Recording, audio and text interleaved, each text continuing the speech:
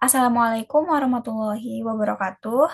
Perkenalkan, saya Sri Suryani dari kelas MN24D dengan NIM 202400806165. Pada kesempatan ini, saya akan mempresentasikan hasil analisis untuk UTS Manajemen Perubahan dengan studi kasus di PT Glostar Indonesia. Presentasi ini membahas strategi transformasi kesiapan perusahaan dalam menghadapi perubahan dan juga langkah korektif yang perlu dilakukan agar perubahan itu dapat berhasil. Nah, next kita ke penjelasan atau gambaran umum perusahaan. PT Glostar Indonesia merupakan salah satu perusahaan besar yang memproduksi sepatu ekspor untuk merek global. Namun, perusahaan menghadapi tantangan besar terkait motivasi kerja operator di bagian stitching komputer.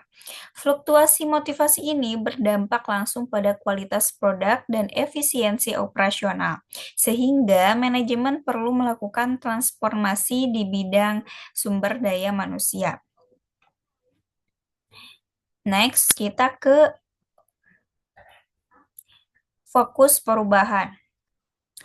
Transformasi utama difokuskan pada bidang sumber daya manusia. Tujuannya adalah meningkatkan motivasi kerja karyawan agar produktivitas dan efisiensi operasionalnya meningkat. Dan dengan demikian, pembinaan motivasi menjadi pilar utama dalam menjaga daya saing perusahaan itu sendiri. Untuk strategi transformasi, yang pertama ada strategi, yaitu peningkatan nilai modal manusia berkelanjutan.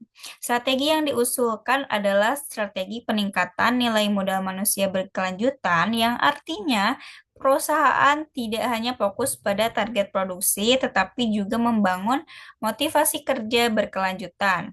Nah, aksi taktisnya yaitu mencakup perbaikan sistem insentif, pemberian penghargaan bagi staf yang berprestasi, dan juga menciptakan lingkungan kerja yang nyaman dan juga kondusif.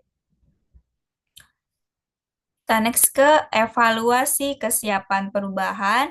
Yang pertama yaitu leadership and direction. Berdasarkan model LDRP, kesiapan perubahan di PT Glostar Indonesia tergolong sedang. Kepemimpinan sudah cukup kuat, namun kebijakan SDM perlu diperjelas. Proses produksi berjalan dengan baik, tapi sistem penghargaan dan motivasi perlu diperbarui.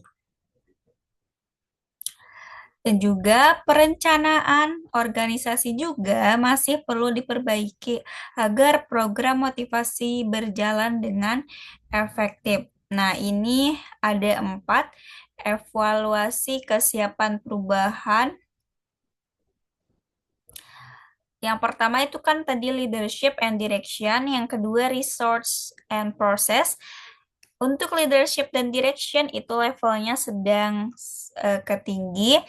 Dan untuk resource and process itu sedang, untuk people and capabilities itu sedang, dan yang terakhir yaitu planning and organization itu rendah ke sedang.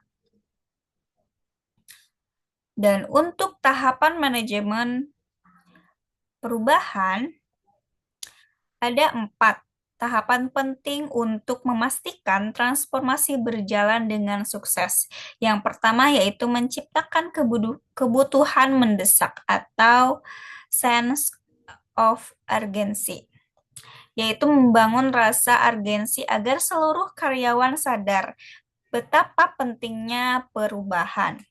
Yang kedua, yaitu menetapkan visi baru yang berfokus pada motivasi. Yang ketiga, yaitu memberikan wewenang dan pelatihan kepada manajer serta karyawan. Dan juga yang terakhir, yaitu merayakan keberhasilan jangka pendek atau short-term wins. Seperti merayakan setiap keberhasilan kecil agar semangat perubahan itu terus terjaga. Oke, next ke analisis risiko dan tindakan korektif. Risiko terbesar yang dihadapi adalah rendahnya motivasi karyawan, yang dapat menurunkan produktivitas dan juga kualitas kerja mereka. Dan tanpa strategi yang tepat, perusahaan berpotensi mengalami kegagalan awal atau salah arah.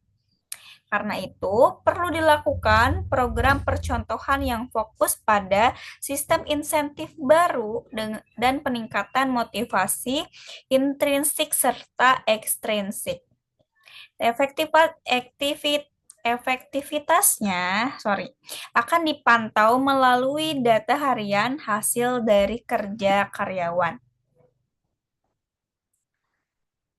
Kita masuk ke materi terakhir tentang kesimpulan dari materi yang saya jelaskan tadi.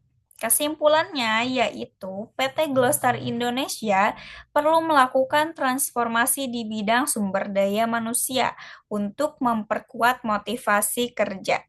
Dan meskipun kesiapan perubahan masih berada pada level sedang, dengan strategi yang tepat dan komitmen pimpinan, perubahan ini bisa berhasil. Program insentif, apresiasi, dan pelatihan menjadi kunci utama keberhasilan transformasi. Nah, sedikit eh, quotes, yaitu perubahan tidak akan berhasil jika tidak dimulai dalam motivasi dalam diri kita, dalam diri. Nah, sekian presentasi dari saya. Semoga analisis ini dapat memberikan gambaran bahwa perubahan di bidang sumber daya manusia bukan hanya soal kebijakan, tetapi juga soal motivasi dan komitmen seluruh pihak. Saya Sri Suryani, terima kasih. Wassalamualaikum warahmatullahi wabarakatuh.